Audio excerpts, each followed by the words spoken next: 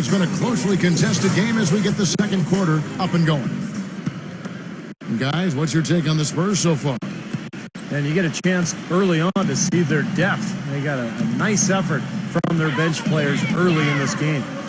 Yes, Steve, I tell you what, their subs have really packed the punch for them so far. And Doris Burke has something for us. Hey, Doris. As you know, guys, Kevin Durant was the runner-up to LeBron James in MVP voting last season. Elite company, but for Durant, it's not good enough. He said, quote, "I've been second my whole life. I was the second best player in high school. I was the second pick in the draft. I've been second in the MVP voting 3 times. I came in second in the finals. I'm tired of being second." And as for his friendship with LeBron, Durant said, "I'm not taking it easy on him. Guys, sounds like he's taking no prisoners this season." A scary thought. Thanks, Doris. Well, you look at the turnaround last season for Golden State. A lot of it has to do with the steadying presence of Jarrett Jackson and Carl Landry off the bench. Both players brought toughness and a level of competitiveness that was maybe missing from the Warriors the year before.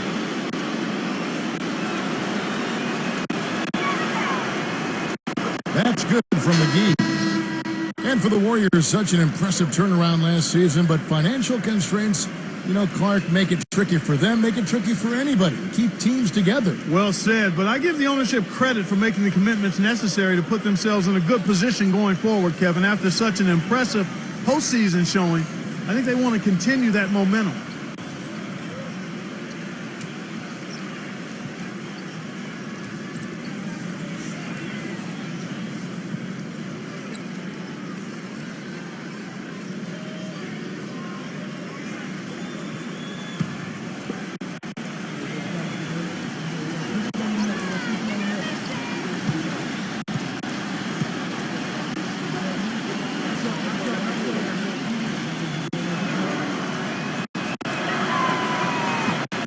On that one, so he goes 1 for 2 at the line. The Spurs would end up as the second seed in the West and were right in the hunt for being the top seed for the majority of last season, but one reason they fell short was that they just weren't as good as they needed to be during in-conference games. Now here's Parker. No scoring yet from him, but that's likely to change.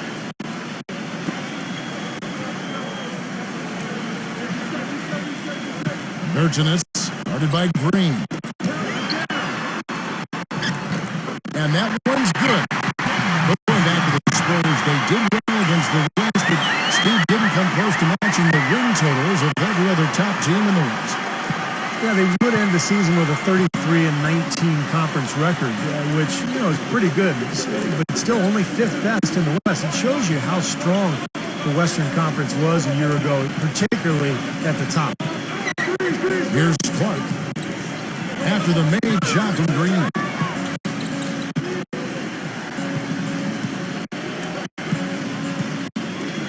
Here's Clark.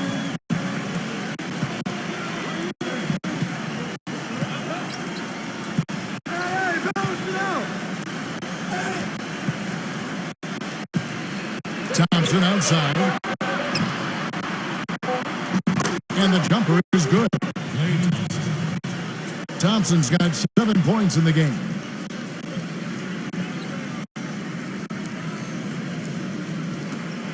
Parker with it.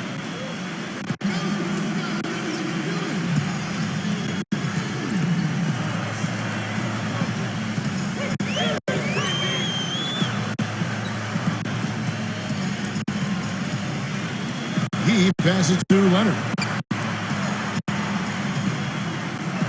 Back to Parker.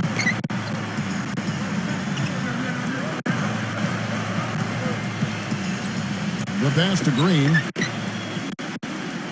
Shot clock at 6. And it's good in the assist by Parker. Green's got his second bucket of the night. 8 of the last 10 points at that end of the court have been scored on very high percentage shots in the paint. And it's not necessarily strategic, Clark. It's just a matter of playing with more heart. Got to play hard, guys. Now, here's Green.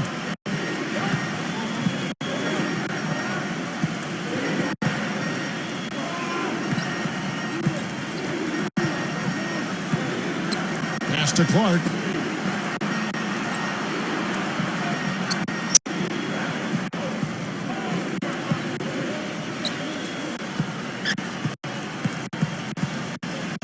He dishes it to Thompson.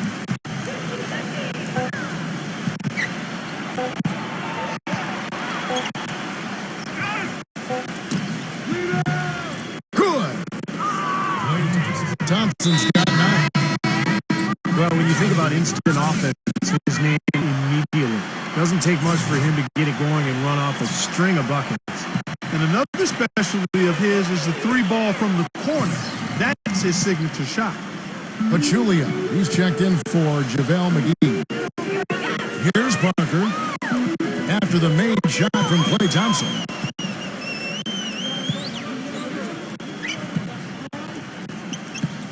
Parker outside.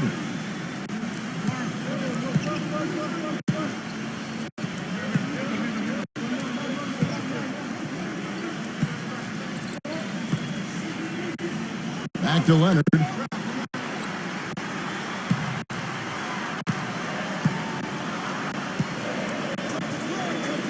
Passes it to the Beartons. Right through the D for the layup. And the Spurs lead by 4. These defenders look overmatched right now, especially inside. Yeah, you look at the numbers, 10 of the last 12 points have come from close range, so I agree. Now here's Curry.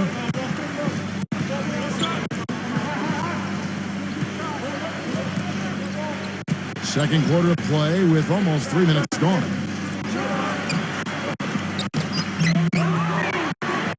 No good from Clark.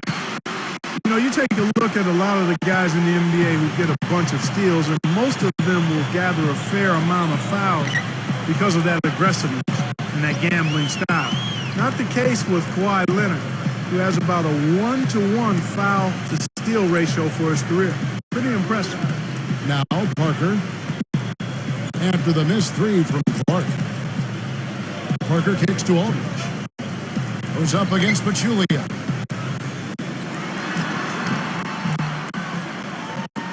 They really depend on him to convert those chances. A lot of times, even with solid D draped on him, they expect him to make it.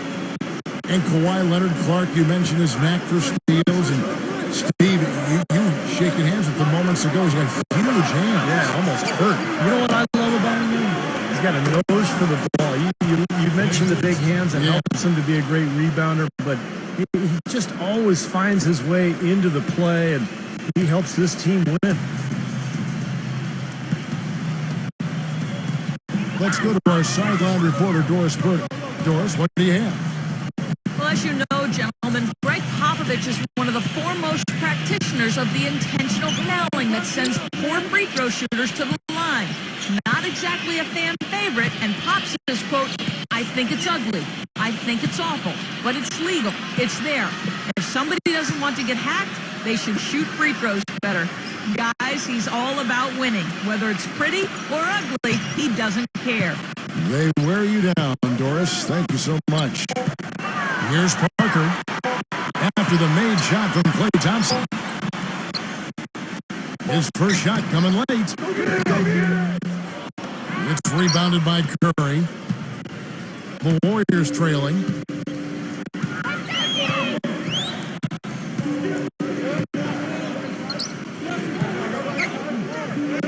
He kicks it to Pachulia.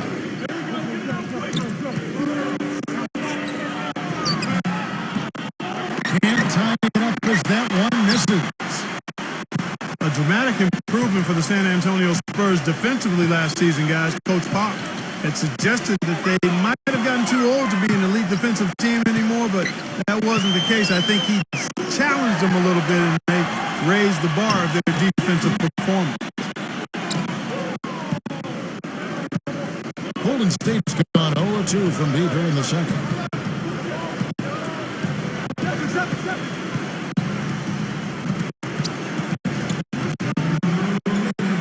And that's out of bounds. Golden State will retain possession. The Warriors making a switch here.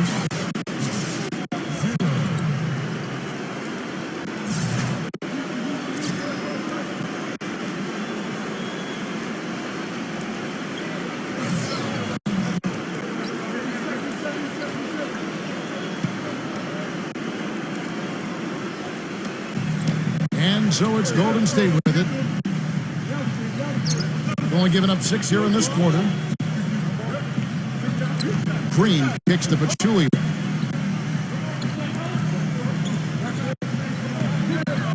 Thompson outside. 6 to shoot. 0. Chance there to take the lead. Missing. And Clark, you mentioned the defensive improvement of the Spurs. Going into last season, their stat gurus told them they needed to focus even more on contesting shots, even if that meant committing more fouls or allowing more offensive rebounds. Well, that's exactly what they did, Kevin. They gave up a few more offensive rebounds, fouled slightly more than they had the prior season, but they were better in terms of shot blocks, steals, and they held their opponents to a lower field goal percentage. So a great example of getting an edge from advanced stats. Now here's Curry.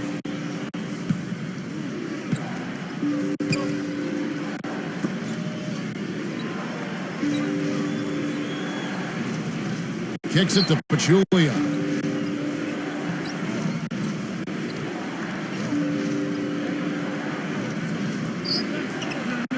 Right side Curry. Lots of room. And he hits the jump shot. Curry's got 5.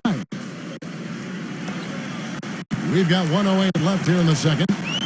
For San Antonio, they've gone 3 of 7 shooting the ball here in the second quarter.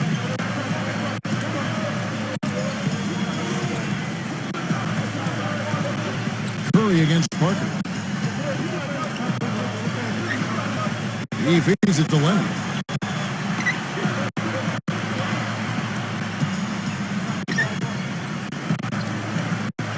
Into LaMarcus Aldridge. There's the bucket. Good. Aldridge has got his first basket. You know, of the last 6 baskets, 5 have come on the interior. This is major smash mouth basketball, guys. Love it. Old school. Just physical play in the paint. Dominating. And it's the Warriors with the ball. Following the basket by LaMarcus Aldridge.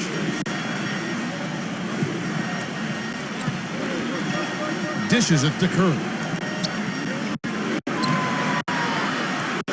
Makes no mistake on the open jump shot. He's got 7. The Spurs have gone 4 of 8 so far here in the second quarter.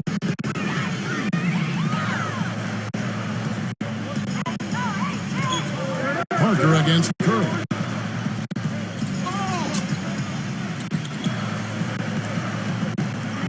Now here's Parker. He's guarded closely.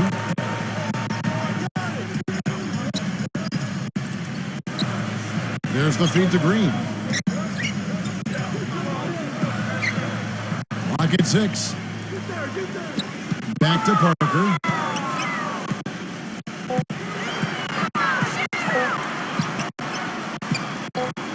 Fires it up. Off the left rim and out.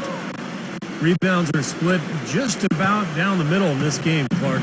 I'd venture to guess whichever team is able to maintain that energy level on the glass will have the upper hand the rest of the way. Here's Curry with the 3. A rebound by the Spurs. Here's Green.